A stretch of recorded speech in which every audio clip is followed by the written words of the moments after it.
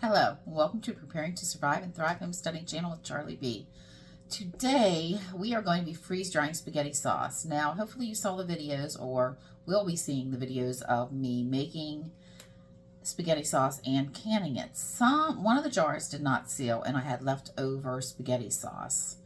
So what I'm going to do is I'm going to can what didn't seal was this jar right there. And I'm going to just be putting this on a jar or on a tray. Okay, so let me get the rest of my utensils and we'll be right back. Now, this, for some reason this year and also last year's spaghetti sauce siphoned out. I cannot figure out how because I canned one on gas and one on the wood cook stove. So the only thing I could figure is because it was so thick and it just drained it up, it just sucked it out. I'm not really sure.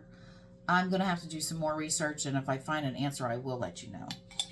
So with these, I'm just going to put this. Now, this would have been a 32-ounce jar, 1 quart size of spaghetti sauce. So this will be one of them.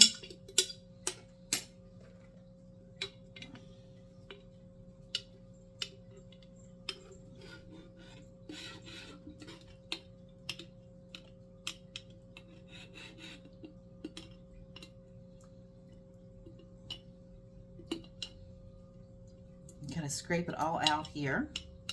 Now this will be nice because I have tomato sauce freeze dried, and I will now have spaghetti sauce. So if I'm out camping or something and we want something like spaghetti to eat one night, which we probably wouldn't, but never can tell. So I'm just looking forward to the future that, hey, maybe someday I won't have the time to be able to can these because I'll have lots of chickens or maybe a cow or goat or something like that. All those lovely animals that I want. But I'll have them in my freeze drying stash. But always, you should always, the following year, whatever you use, that's the amount that you should can, at least that amount, because not always will they end up sealing. So I'll just go ahead and push that out. I'll do that in a second. What I'm going to do is the second one we're going to can.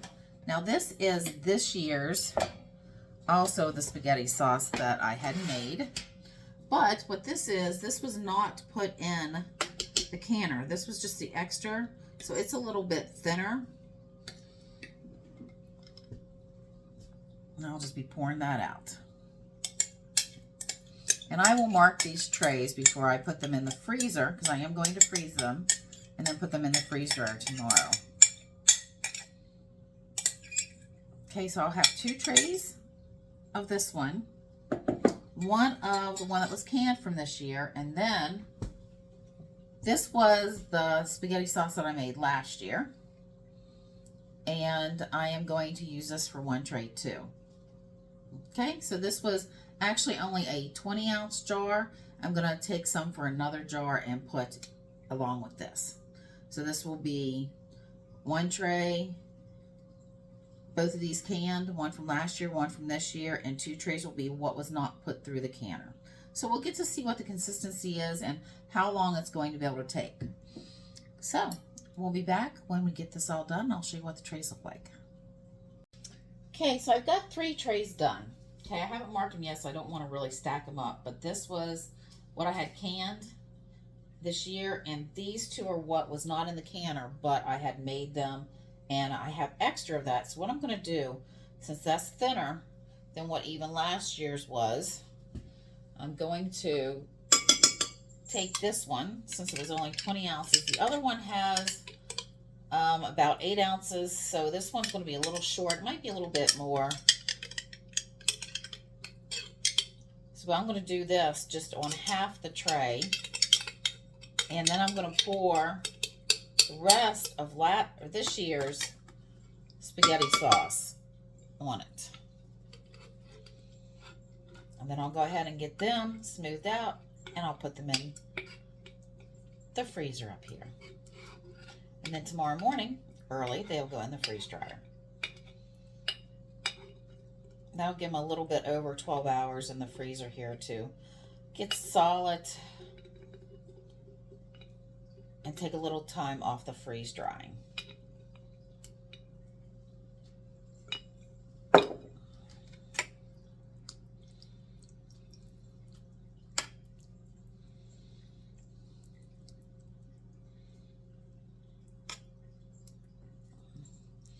Now, yes, I will, whenever I even go to mix these guys up, whenever I go to put them in a bag, I will just put this whole tray in together. And that's all right, because my spaghetti sauce is normally pretty amazing. Sometimes I add a little bit of sugar to it, or extra carrots, or extra vegetable if I have extra that's sitting around the house that needs to be used up.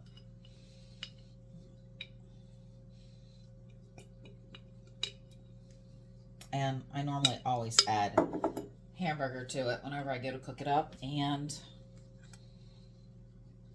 if I'm making ziti, I add sausage to it, or pepperoni. It just depends on what I have.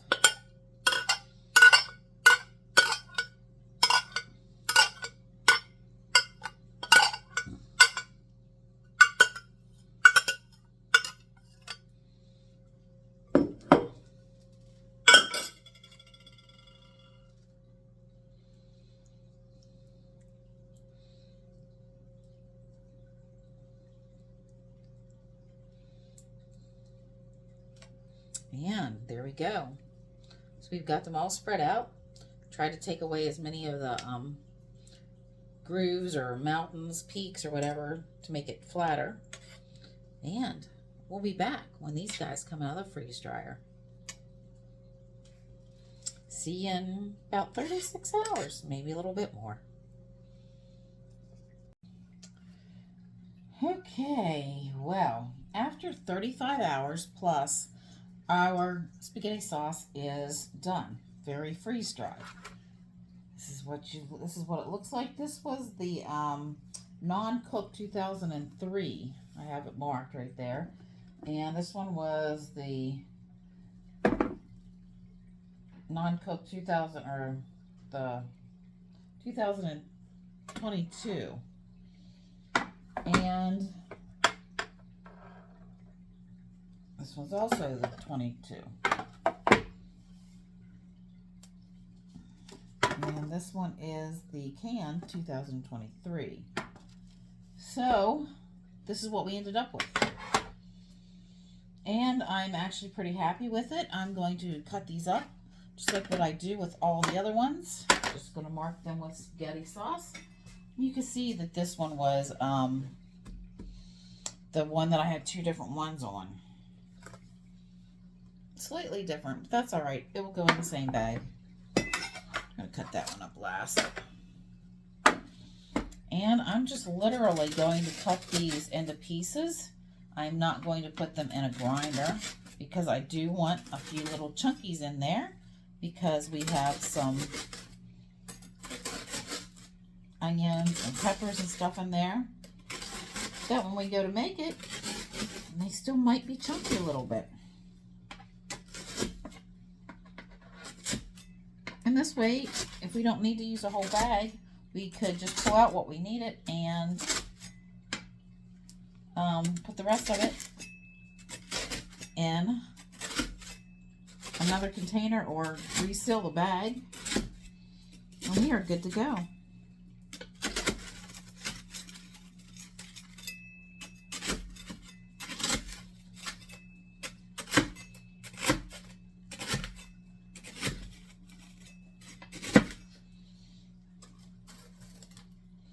See, I don't know if you can see that, but there's actually peppers and onions in there, little pieces of it, and mushrooms.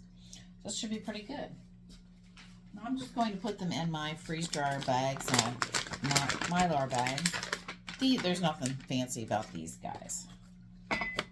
So I'm just going to go ahead and fill this up, and I'll bring you back when we go to start sealing them.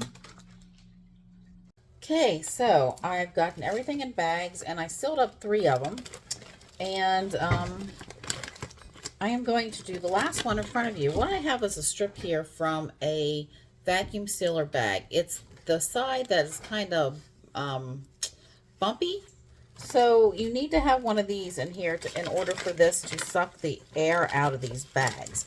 I had a vacuum sealer, it broke, so I bought another one and it worked one time.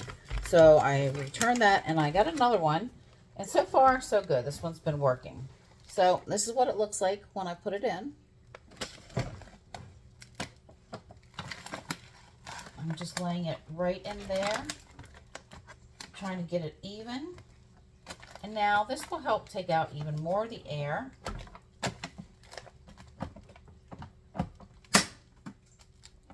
Putting that on dry food and vacuum and seal. This works so much better than my last one. It's already done. Very fast. This is supposedly a commercial one, and I barely paid $100 for it, and it was on sale. So I did really good on Amazon. And then, of course, the vacuum sealer does not seal it as nice and as tight as you want it to be. So then I put it over here in my actual Mylar bag sealer that is much hotter. And I double seal it just because. So, sorry I cut part of me off, but that's all right. No biggie. So, there we have, and we actually have 1, 2, 3, and 4 of our spaghetti sauces. Okay, so all we have to do is add water. If you want to cook some ground beef, you can take it with you. So maybe sometime I'll actually do some with some ground beef. So remember, if you like my content, like, share, and subscribe. Charlie B signing out. Oh, don't forget, like, share, and subscribe. I'll be seeing you later.